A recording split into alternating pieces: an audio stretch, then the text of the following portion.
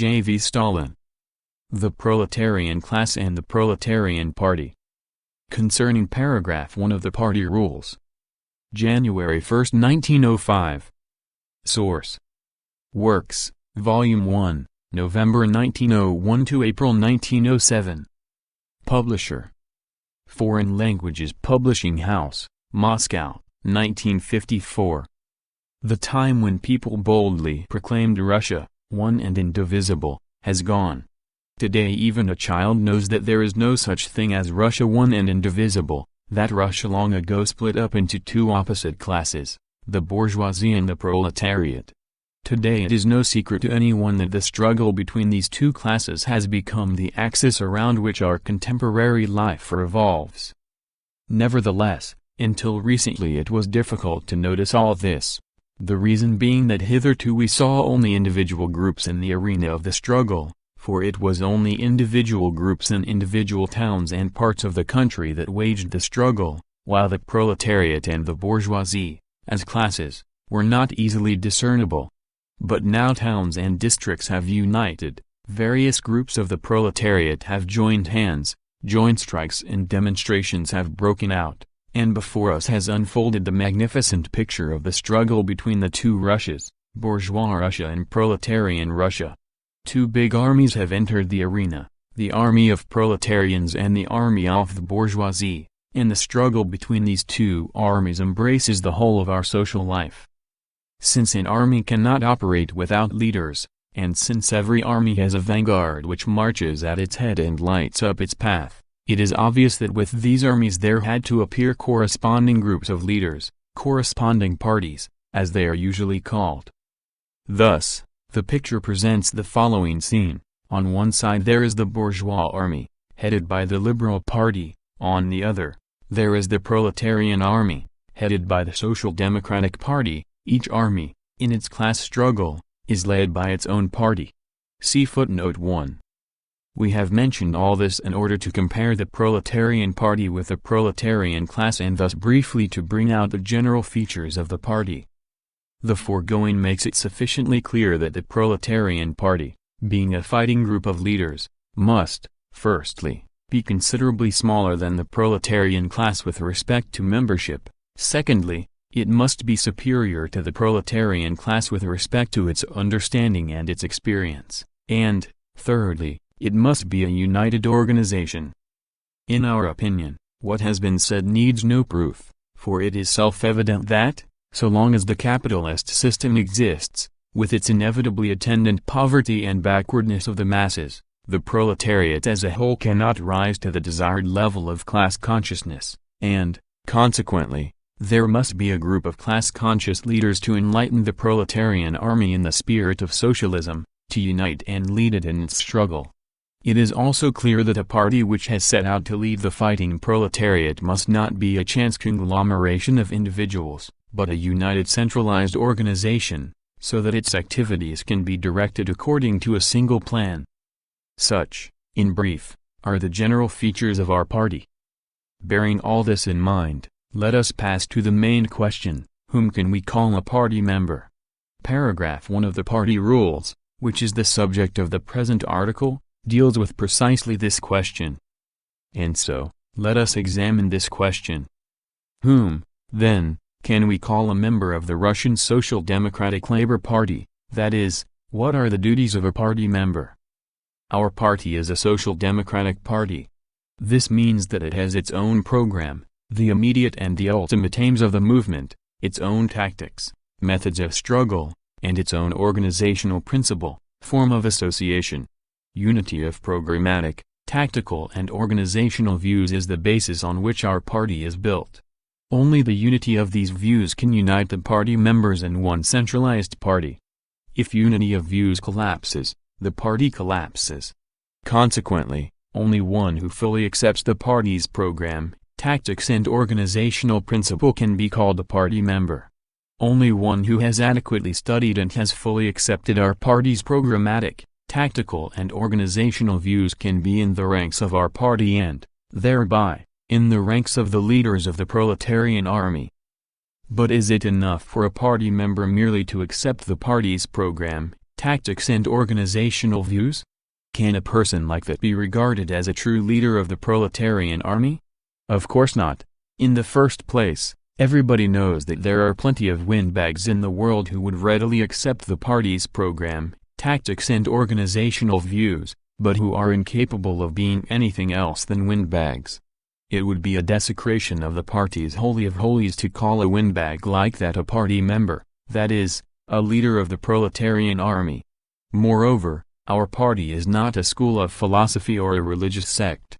Is not our party a fighting party? Since it is it not self-evident that our party will not be satisfied with a platonic acceptance of its program, tactics and organizational views, that it will undoubtedly demand that its members should apply the views they have accepted? Hence, whoever wants to be a member of our party cannot rest content with merely accepting our party's programmatic, tactical and organizational views, but must set about applying these views, putting them into effect. But what does applying the party's views mean for a party member? When can he apply these views?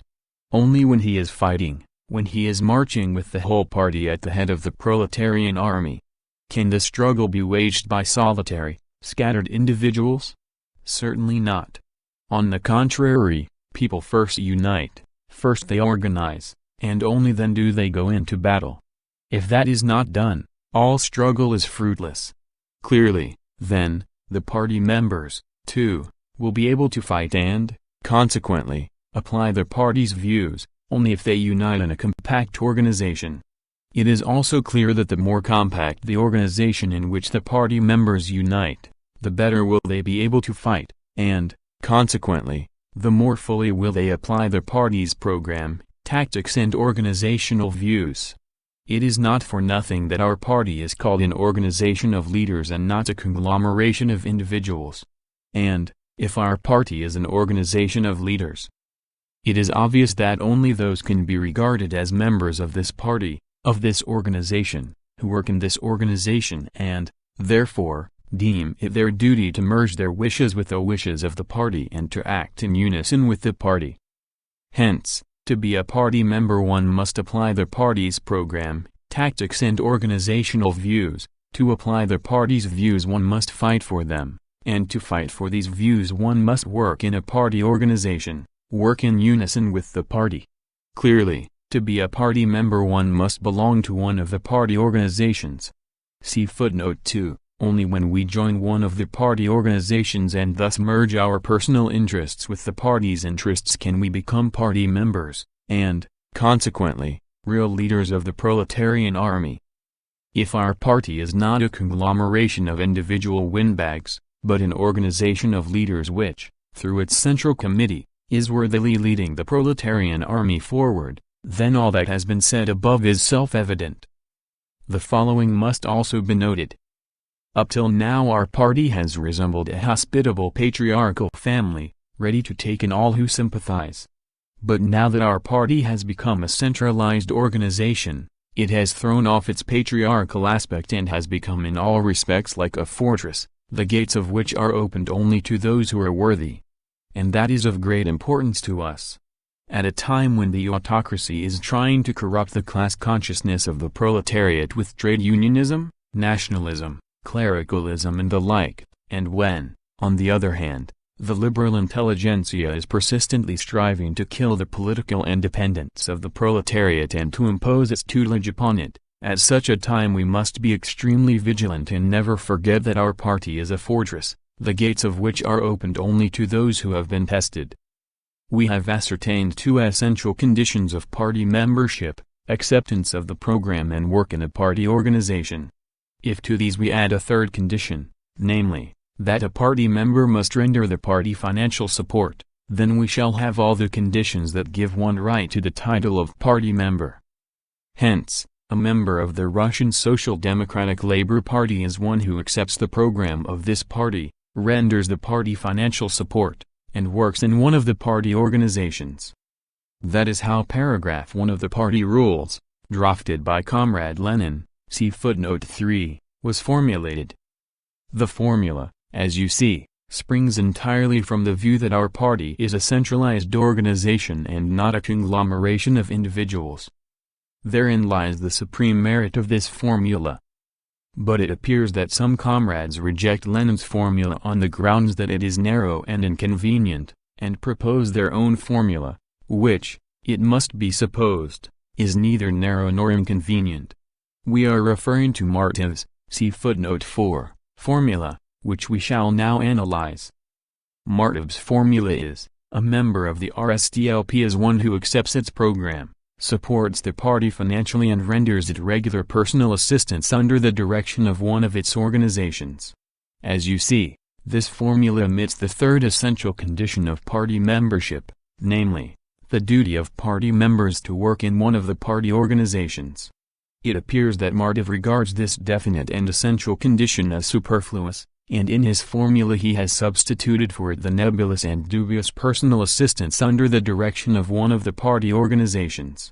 It appears, then, that one can be a member of the party without belonging to any party organization, a fine party, to be sure, and without feeling obliged to submit to the party's will, fine party discipline, to be sure. Well, and how can the party regularly direct persons who do not belong to any party organization and, consequently, do not feel absolutely obliged to submit to party discipline?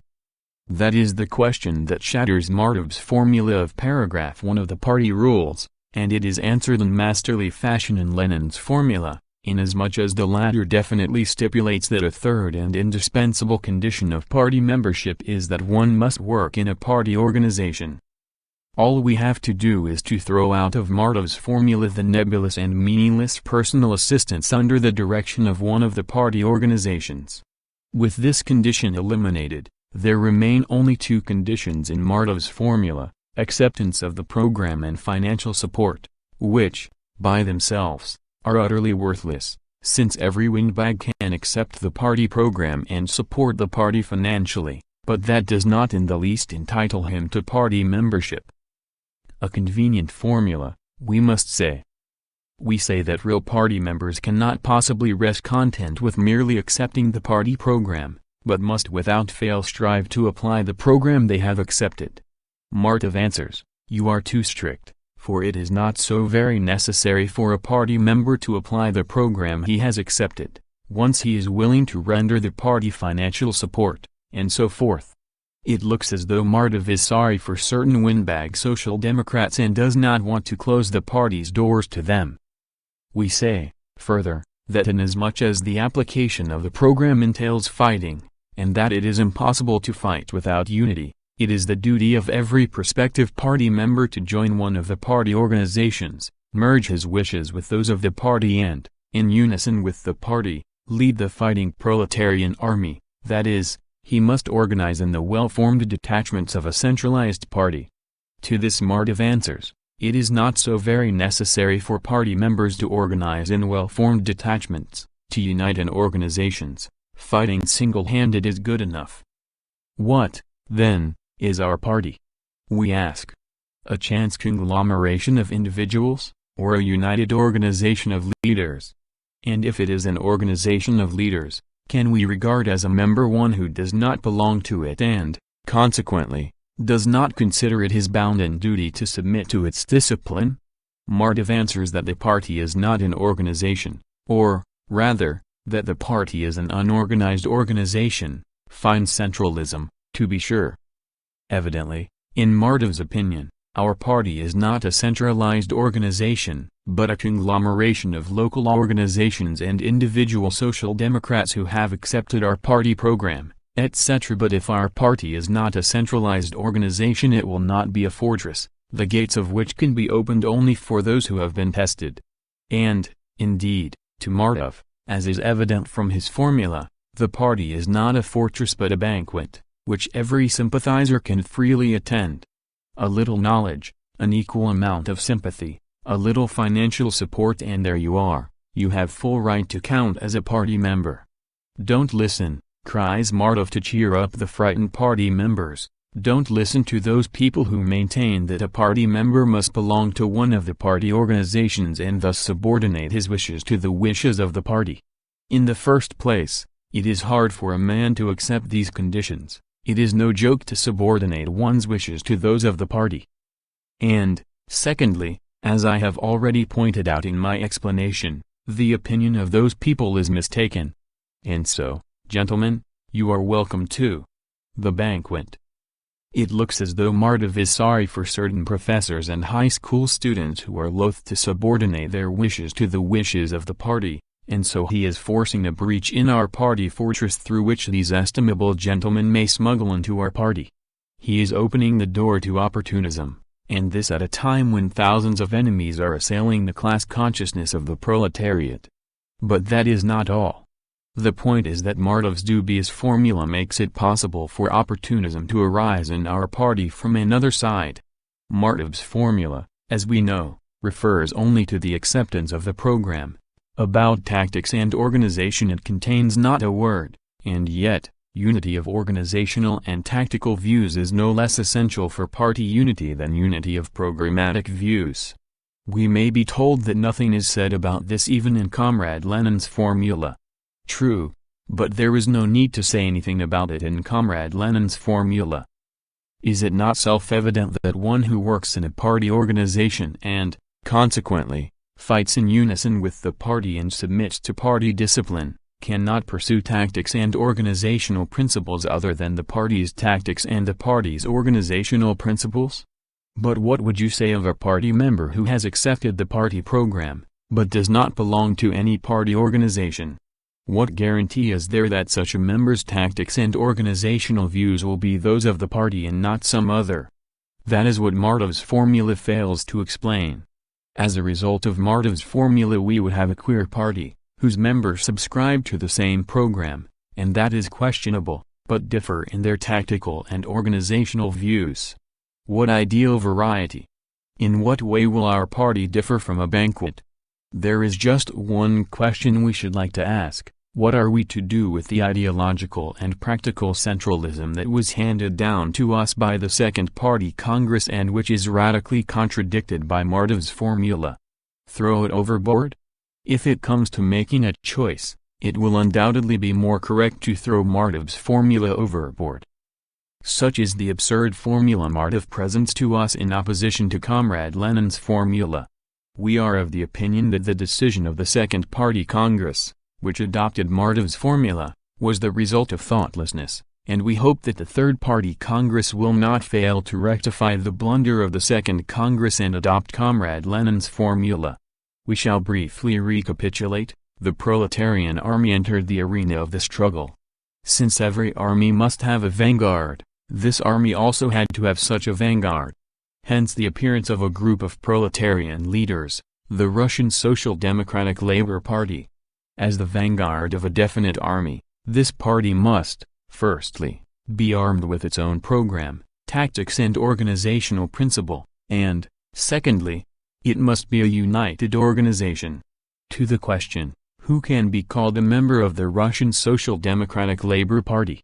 This party can have only one answer. One who accepts the party program, supports the party financially and works in one of the party organizations. It is this obvious truth that Comrade Lenin has expressed in his splendid formula. Notes. 1. We do not mention the other parties in Russia, because there is no need to deal with them in examining the questions under discussion. 2. Just as every complex organism is made up of an incalculable number of extremely simple organisms, so our party, being a complex and general organization, is made up of numerous district and local bodies called party organizations, provided they have been endorsed by the Party Congress or the Central Committee. As you see, not only committees are called party organizations. To direct the activities of these organizations according to a single plan there is a Central Committee, through which these local party organizations constitute one large centralized organization. 3. Lenin is the outstanding theoretician and practical leader of revolutionary social democracy. 4. Martov is one of the editors of Iskra. End of The Proletarian Class and the Proletarian Party, by J. V. Stalin.